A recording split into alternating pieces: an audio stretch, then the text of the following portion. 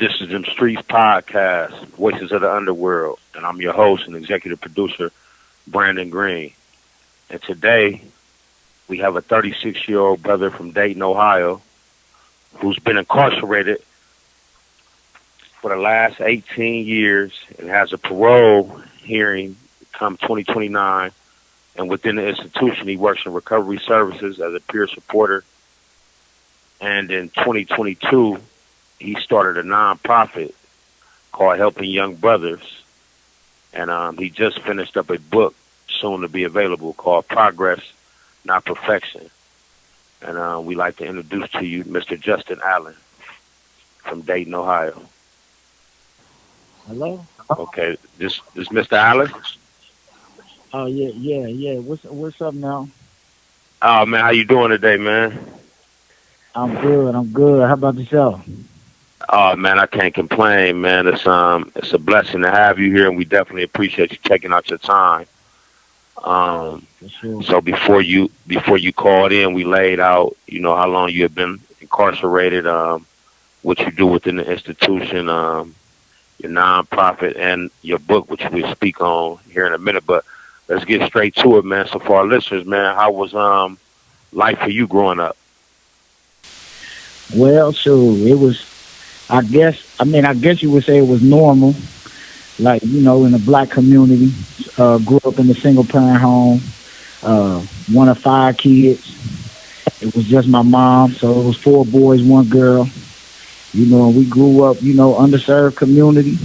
My mama, we stayed in some housing projects for a little while, and then my mom ended up moving out of the projects, and we stayed in a little three bedroom house. So it was four of us, four boys living in one room. My mama, she did the best she could. She worked a lot, to take care of, provide for us. So my father, he wasn't in my life. So we just had my mom for real. We grew up down in Tennessee. I'm originally from Dayton, Ohio. We moved down to Tennessee. So for me, we didn't have no family down there. So all we had was my mom to depend on. So but it was rough though. My mom, she always made sure we had something to eat though. I can tell you that. She always made sure we had food, we had clothes, we had a roof over our head. But a lot of times, it was chaos.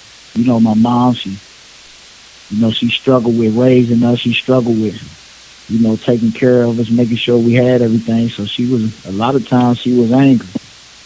She was mad, and we took that. We had to take that on. You know what I mean? My mama came home from work and she was mad or whatever for what we done did or work or whatever she had going on. She took it out on us. So, we got a lot of whoopings. And, my mama called them beatings. We got beatings for real. You know what I mean? Yeah. Well, shout out to your mom and all the other single moms who they do it all on their own. And so you mentioned y'all grew up in the housing projects, and then four boys, just your mom, but then y'all ended up moving to Tennessee. So was it a big change when y'all moved to Tennessee? Well, yeah. To be honest with you, that's where we stayed in the housing projects, the apartment complex down in Tennessee, right? So, like growing up, I wasn't old enough to understand, Ohio, Dayton, and what I mean, because I literally grew up in Tennessee, but moving into the house, it was more the same. We moved like across the street from the project. It wasn't like we, moved into a better environment, better neighborhood or anything like that. We literally stayed across the street from where we already lived. So it was more the same, to be honest with you.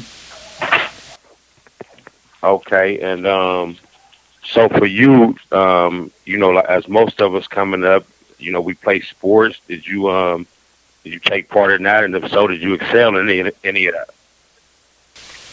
Oh yeah, yeah. Well, I grew up playing sports. That's my mama. She put us in that, you know, early. I guess that because I'm 36, so back in the day when I was growing up, that's what we did. We played. We went outside. We played in the neighborhood. We played in the sports and all that. So yeah, I played football and I was good at football. I like playing football. I played all my whole childhood. Played sports, football, basketball, baseball, ran track. We did all that. So and I was good. I definitely was. I played football. I loved it.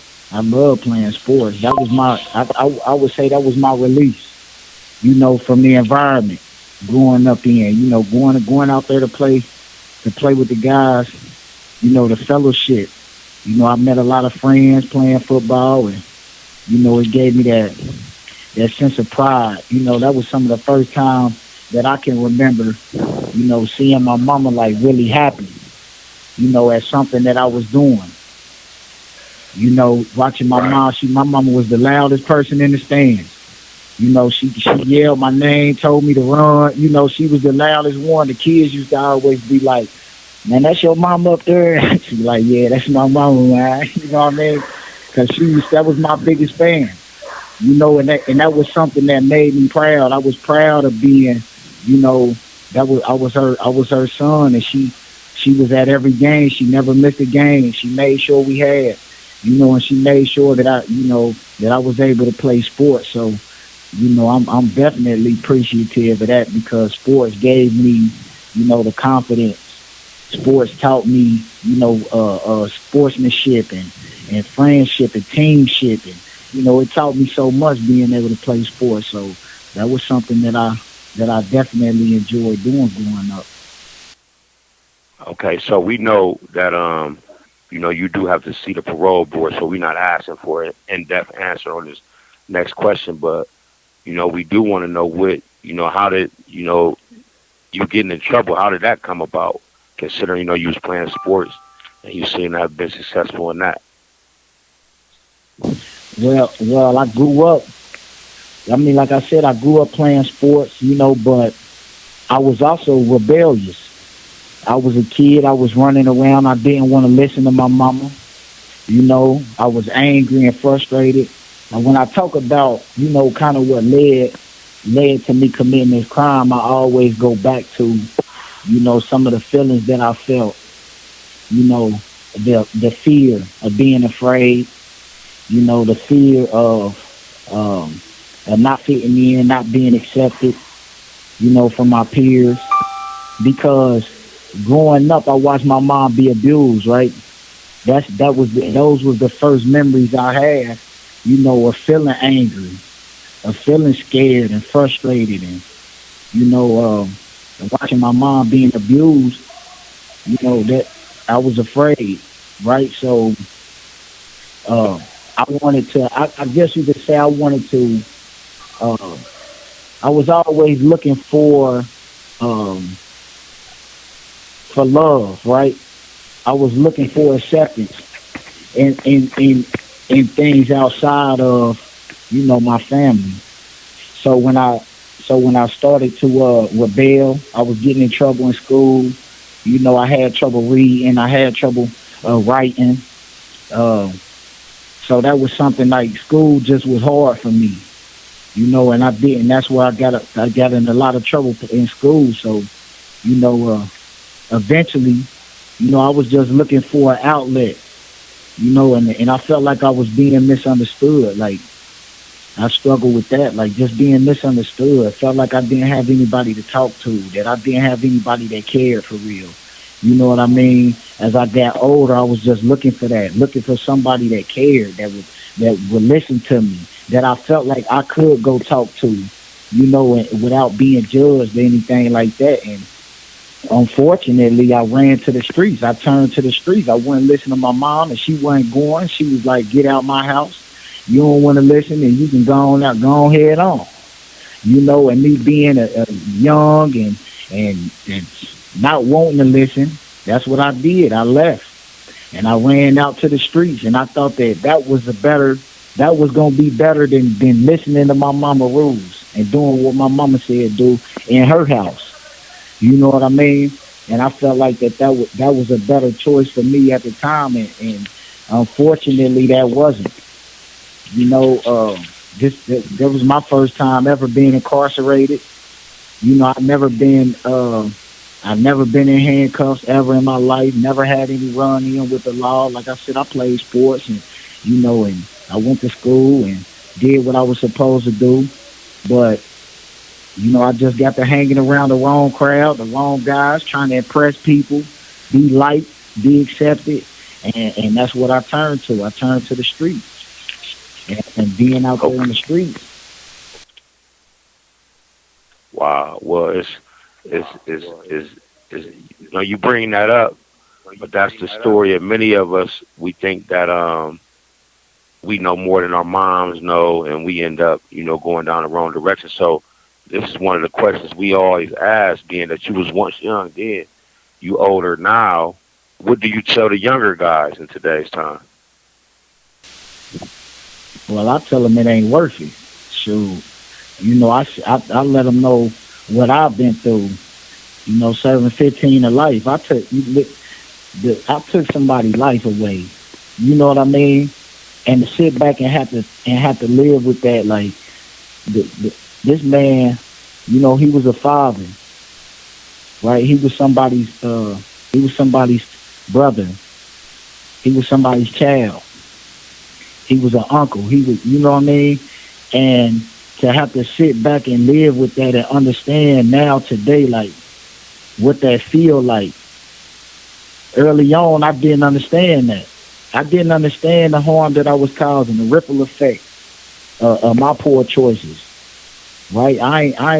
When we run in the streets and we selling drugs and we committing these crimes, we not thinking about nobody else. We being selfish.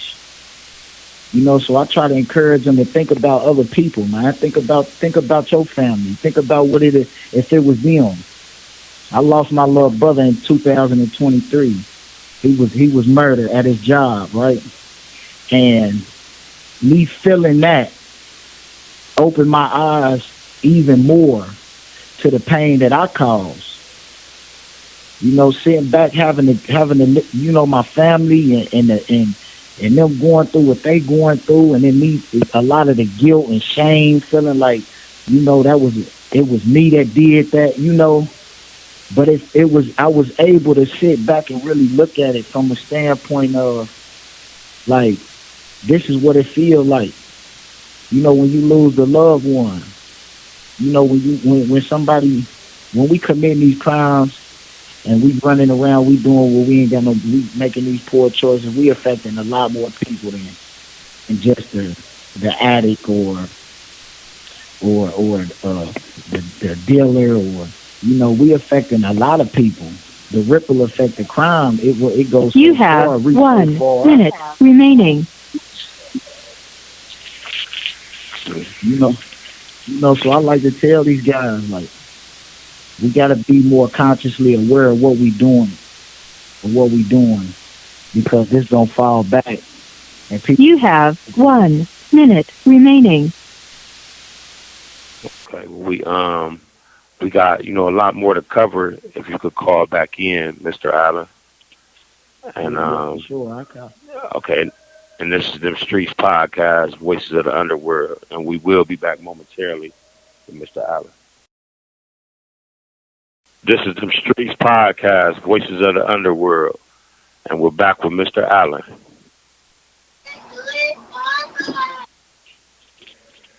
Okay, Mr. Allen. Yeah. Okay, man. Okay. Are we back? So listen, before the break, man, we first want to say, man, sorry to hear about, the loss of your brother, man. But you spoke on, in your tragedy and how it gave you a real eye-opening experience to what, some of the pain that you inflicted, and as many of of us other brothers have, and So that was an awakening for you, and that's, a good thing that you can convey that to the younger brothers, so they can kind of understand it. Um, Right. so we want to get to this, like, it's been 18 long years, man, and so for you, man, how have the experience been being away for so long? It's been hard. Being away from my family, being away from my friends, and from the community. It's been hard, right? But I truly believe that my higher power, he wouldn't have me or put me in this situation, right? For no reason.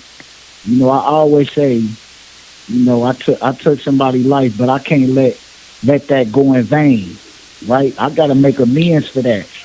And I can't, just saying I'm sorry ain't good enough. Just being apologetic ain't good enough. I gotta do something about it. So that's why I do what I do here. Throughout my incarceration, I've been so active in this community. Trying to give back to the younger guys and even the older guys, and just speak on what's really going on. I feel like just as a whole in the community, we just lacking empathy for each other and compassion and love. It's like a fight. We come out the womb in the black community, in these underserved communities, fighting, to come up, fighting to be something.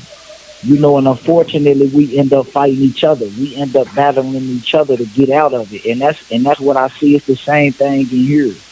It's been the same thing throughout my incarceration. It's just like it's a battle with each other. To come up.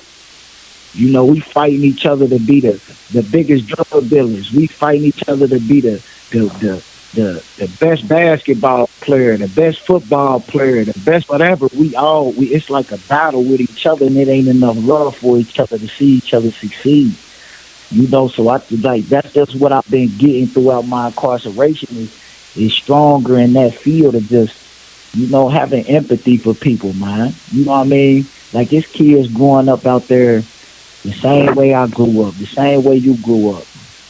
It's rich kids growing up without love. They parents and them got all that money in the world, but they ain't there.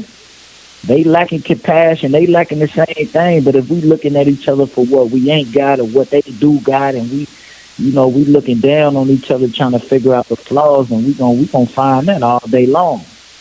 But if we looking for similarity, if we looking for the things that we got in common, then we can find some ground that we can build off of.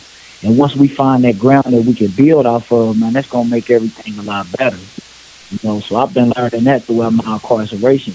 To have empathy for these guys, especially these young guys, man. They growing up listening to this music, man, and watching this stuff on TV, and they believing that that's the life that they supposed to live. They out there, and then it don't make it no better that they got access to these guns the way they got access to these guns, and you know what I mean. It's sad the way, the way that society is right now, but I believe that I'm here for a reason. I believe that the struggle, that I'm going through, and that this is a purpose behind it, and just being connected with my higher power, that's been able to, give me some clarity in that, so that I can reach my full potential and be able to get back out into society, out into the community, and make a change. Let my voice be heard and let people out there know, man, you ain't by yourself. You ain't alone. There's help out there. Right, right. And it's easy. I mean, of course, we highlight all the negative and the bad, and we know it's probably more than that than good. But let's talk about the positive, man, and how you didn't turn things around. And for number one, you working in recovery services within here as a peer supporter. Tell our listeners what that is, what you do. Well, I'm an outreach worker, right? I'm somebody, I got lived experience, right? In addiction, I'm a recovering addict. I just left an NA meeting, before the call. So, I'm in active recovery right now, every day. I show humility and I talk to these guys because I understand that without recovery, man, I could be right back. I could be right back at active addiction, you know. So, as a peer support, I just sit with the guys, allow them a opportunity to speak, and we work on, ways that they could allow them to find a pathway to recovery, right? Like there's many pathways to recovery. So I just sit back and assist them in the things that they need to be able to recover. I work with them and getting, plans together for when they go home so that they can reach out to facilities and, get the help that they need with food and, housing and jobs and stuff like that. So we use the resources that's available to us to be able to, help set them up to be in the best situation that they could be in. Because a lot of guys is leaving up out of here, and the reality of it is they going right back to the environment, the conditions that they left. And we know that them conditions ain't the best situations for them to be in, but they ain't got no other choice until they know that they got another choice, they got another option. So I just instill hope in them and let them know that, it's an alternative to the hood. It's an alternative to, going back to them underserved communities, man. You know what I mean? And that their story is to be told. They can help somebody else out too. So I just instill hope in these guys and let them know, man, it's light at the end of the tunnel. Okay, and speaking of that light, man, you did something else that was major. You started a non-profit in 2022 called Helping Young Brothers, and I know our listeners Right. as well as myself. We want to hear about that. Right. So Helping Young Brothers, it's a nonprofit I started in 2022. Right, and it's about giving back to the community, being active in the community. I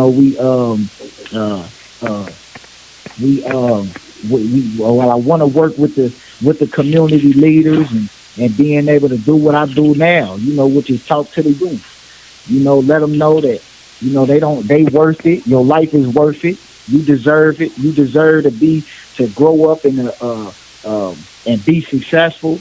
And just try to help them with the resources, give them hope and instill some morals and values in them. See, we leaders who inspire leaders to be great, right? That's who we are. That's the nonprofit. It's a leadership program, where we work with the kids and let them know, like, you a leader.